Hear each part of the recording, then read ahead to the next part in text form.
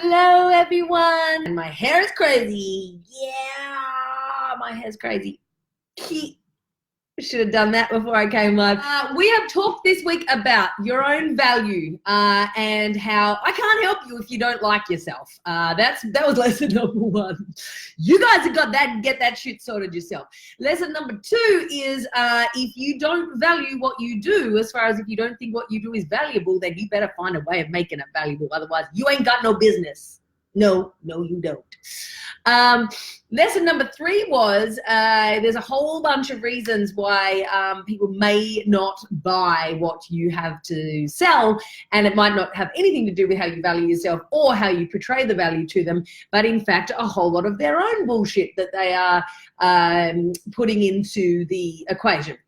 And I talked a lot about yesterday about you guys needing to become like a column of light, like a transparent column of light when it comes to having a conversation that is around the idea of sales, right?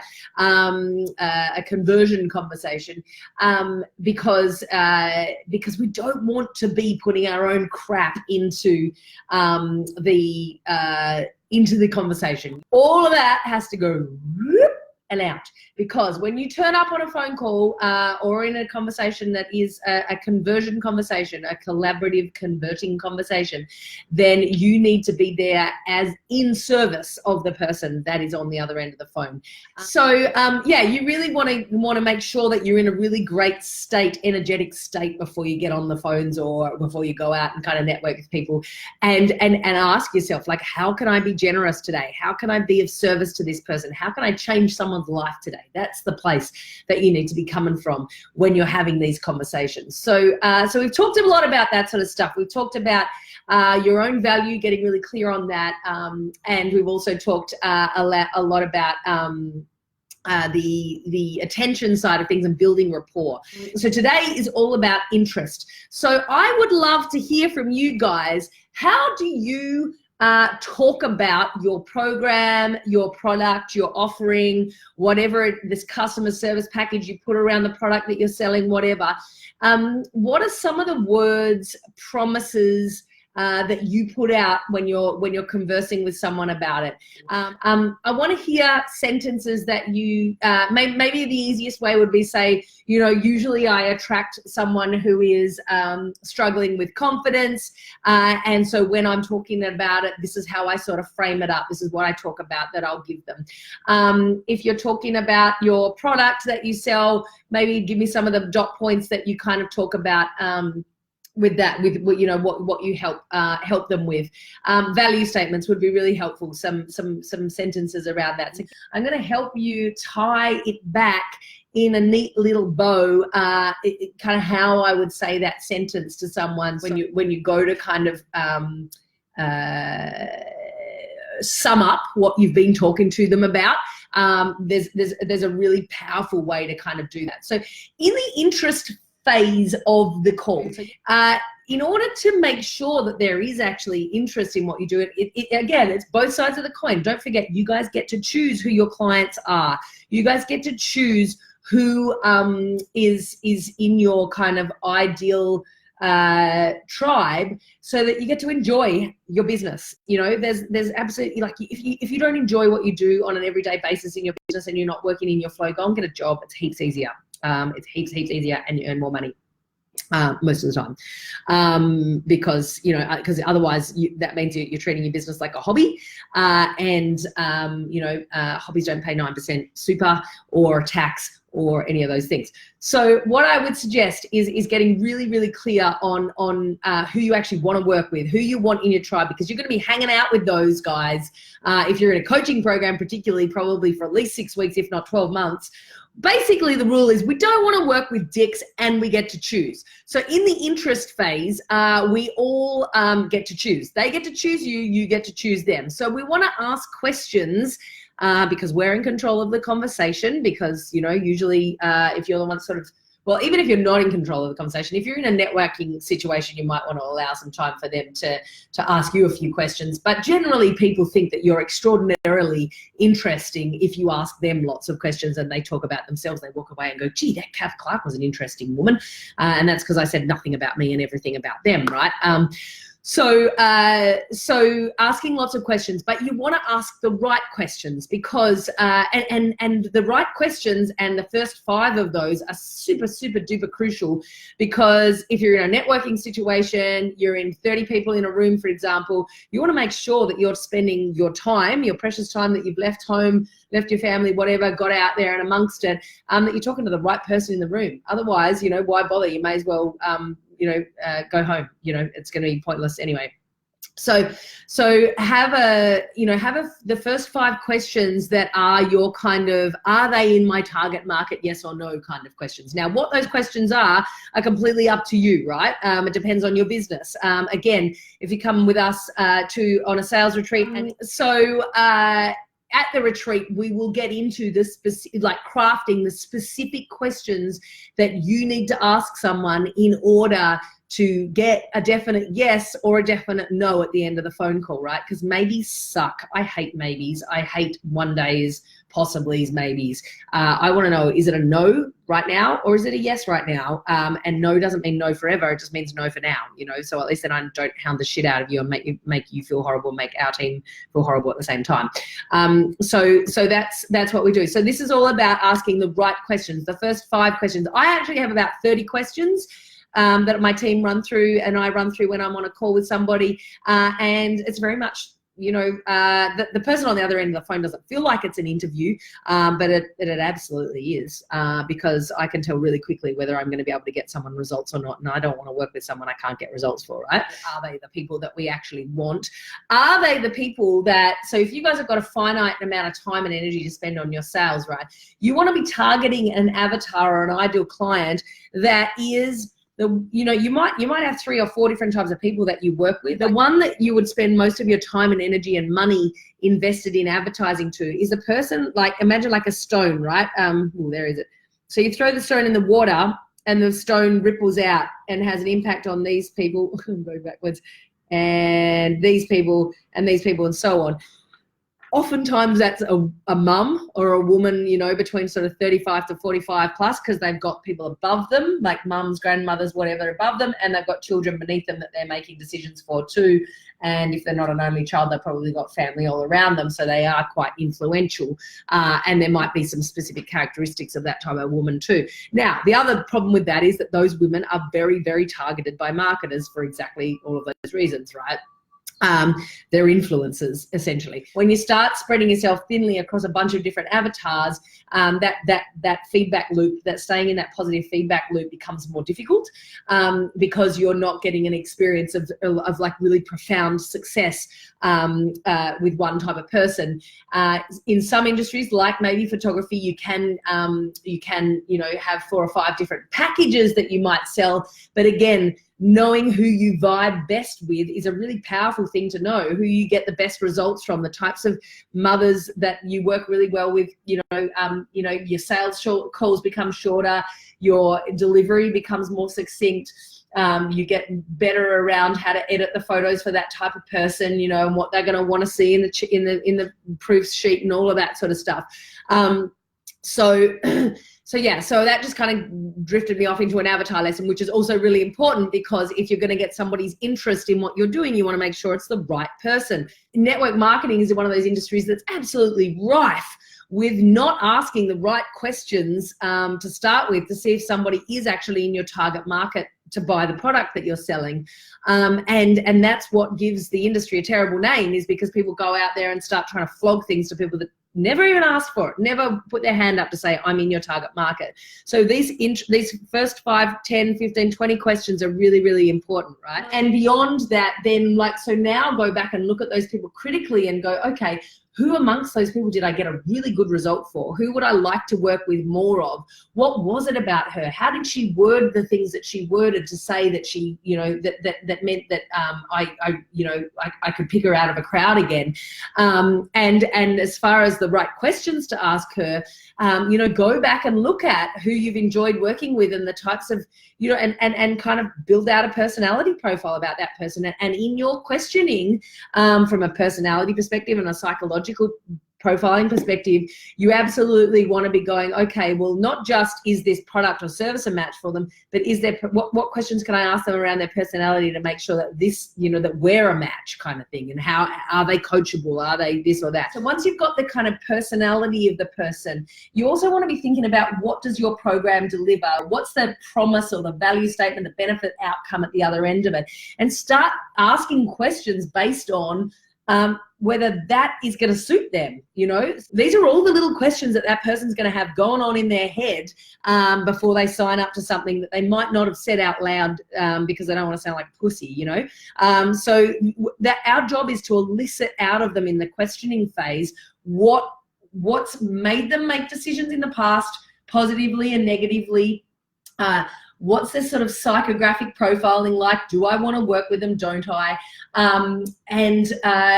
What's their kind of key pain point and problem, and why haven't they been able to solve it in the past? What have they done in the past to solve it? So that you can start to see where they're a cop-out. One of the quick, you know, not just a cop-out, but where someone else has also failed them, right? Because that might unearth a trust or credibility issue that you're going to have to deal with towards the end of the call. One of the key questions I get my team and I ask people is, you know, what marketing training have you done before? What sort of, how many hours did the course recommend? How many hours did you put in? What did you like about the coach? What didn't you like about the coach? That sort of stuff, because I can tell really quickly whether they did, just because a lot of people get pissed off with marketing training and sales training because it's, you know, like I've said before, I don't love the industry I work in. There's a lot of dicey operators out there, and they don't always come with the kind of intent that my team comes with, which is just really to get a bunch of small businesses living their purpose, and we'll do whatever it takes to help you do that, right? Many other people are out there just to make a buck because it's a profitable industry, you know? So from that perspective, I want to unearth in the first 10, 15, 20 minutes where I'm going to have problems at the end of the call. So when they say things like, I just don't have the money right now, I know that's actually probably not the case. And what actually is the case is that they don't trust me because they've had a shitty experience with somebody else before. And they're never going to trust me in that first half an hour phone call. So then at the end of that, I'll either handle the trust objection, or else I will, and I'll call them on it, or else I will to start the conversation around it and unearth it and bring it up to the surface. Or else I'll kind of just let them, if I feel that they're really stuck in that, I'll let them go for a period of time and think, well, give myself some breathing time and think, do I actually want to be spending that, you know, are they ready to take action? Do I want to spend the next 6 months coaching them on why they can trust marketers, or just get them fucking results, you know?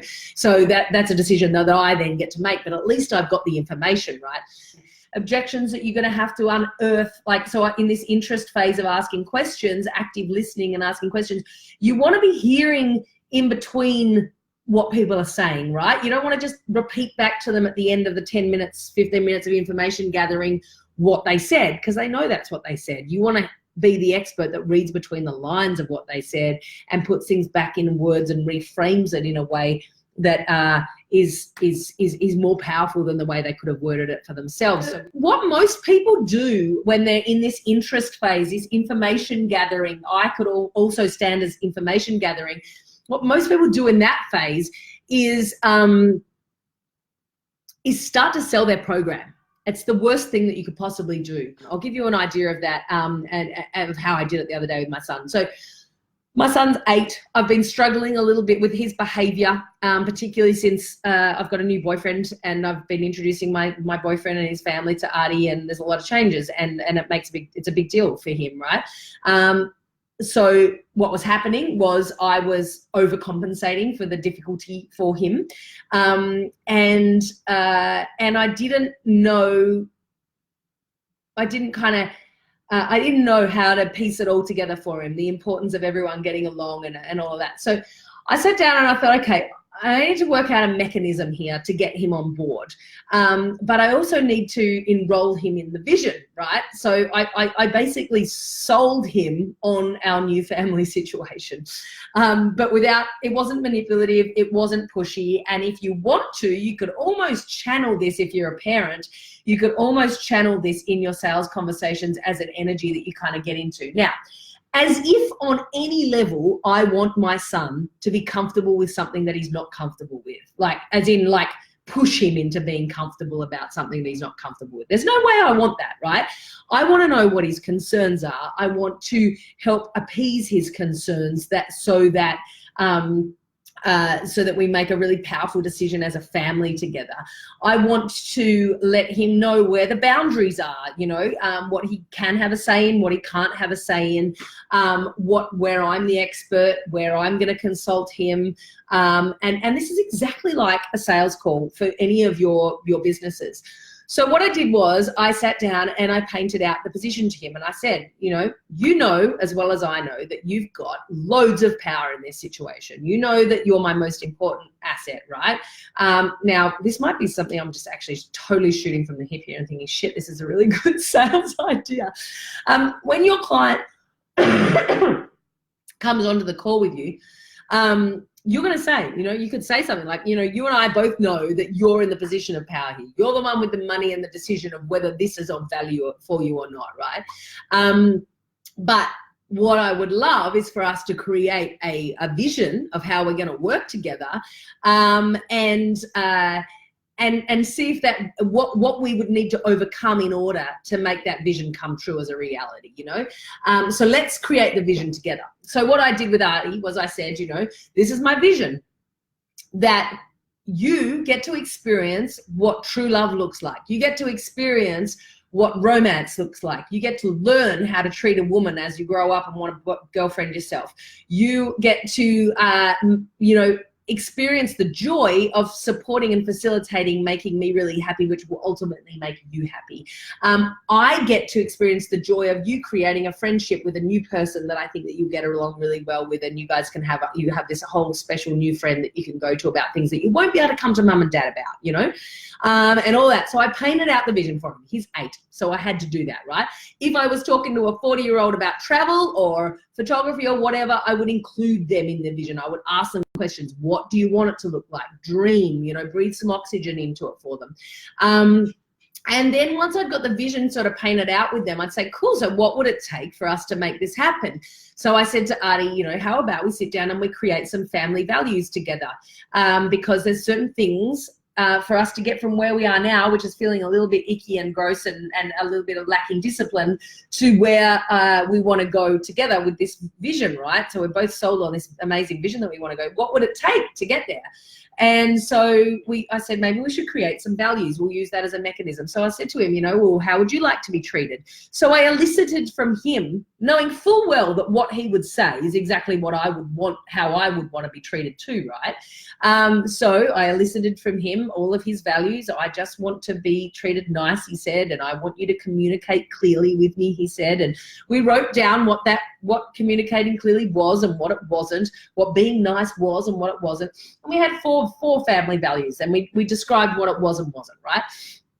And then at the end of it, I said, okay, cool. So how would it be if we could create that together? If you could treat me that way and I could treat you that way, and that would all happen, and it'd be like, that would be great. I was like, cool. So shall we do that together? And he's like, yeah, let's do that together. So that was it. It was as simple as that. So we started with a vision. I asked him all of the questions about what wasn't working for him. I elicited it all out.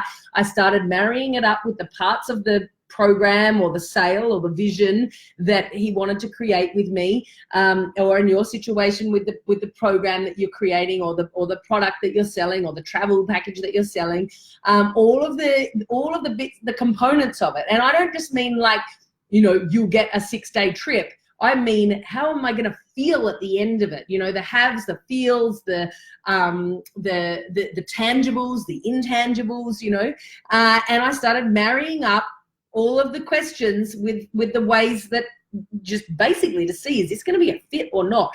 But I didn't just stop there. I also decided to ask him some questions around what he might have objections to, you know. So what if this situation was to happen? How would you behave then? So now I'm eliciting out potential objections that he's going to have later when I say, oh, I'm not going to charge my 8-year-old to be in part of her family, but you guys are going to charge your clients, right?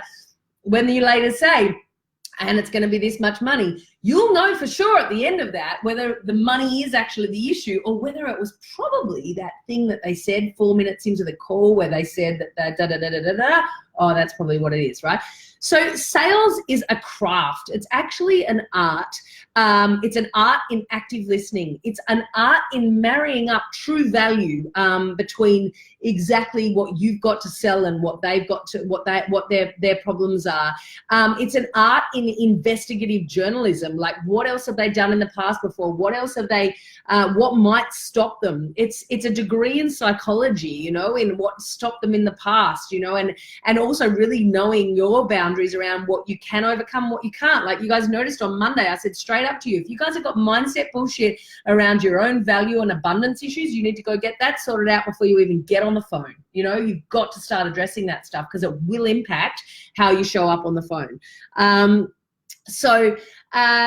Yeah, so this whole section today is all about the interest phase is them interested in you, it's you interested in them, and then at the end of that section where you've asked a whole bunch of really profound questions of which we can help you craft perfectly for your business, if you like, if you want to come and join us at the sales retreat, then, you know, you want to actively listen that back to them, like sum it back up to them in a way that, you know, in a way that they've never heard it before. So it's also then becomes like the art of coaching, right? You know, it's getting them a breakthrough straight away and going, oh my God, like a reframe that they've never heard before. And they go, oh my God, I just, shit, that's exactly what I need, right? And then you get to be the desire phase, which we're going to talk about tomorrow. You get to be the expert in creating the desire for your, in delivering what so you've reframed. Now it's back on your turf and you're cool. So if you're bought into this concept, this vision that we just created together, then let's talk about more of that and how we're going to get that. What's stopping you? What's the next phase? And that's the desire phase, right? So 18th to the 1st of November in Melbourne, in the Yarra Valley. We drink wine, we light bonfires, we go for bushwalks, we drink eucalyptus tea straight off the trees. We see kangaroos, dingoes, foxes, wombats, all sorts of lovely animals. And there's a pool. There's a movie room. They're all the cool things that are added extras to, of course, the amazing training that you'll be getting, and really good catering, really good catering. When calling a lead and it goes to message, do we leave a fun, upbeat message or hang up and try again later? I usually let it ring out once and then I'll try again in a few days later or later that afternoon, but I wouldn't leave a no caller, no identification thing twice because, you know, I know that I don't like that being done to me. I'm just like, if you don't leave a fucking message, I know that you're a call center person. So I would leave a fun, upbeat message for sure.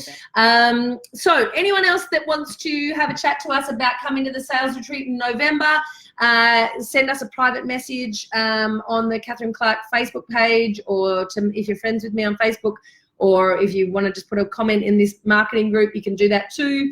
And we can have a chat to you about that. Or if you're interested in understanding more about what your brand is and how that might, your key messages and how that might play into how you have sales conversations and who you're working with, then, you know, we're really happy to talk to you as well.